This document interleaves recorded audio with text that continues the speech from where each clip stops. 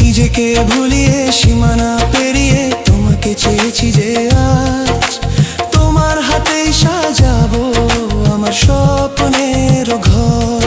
আমি তোমার প্রেমে পড়ে দুনিয়া ভুলে গেছি।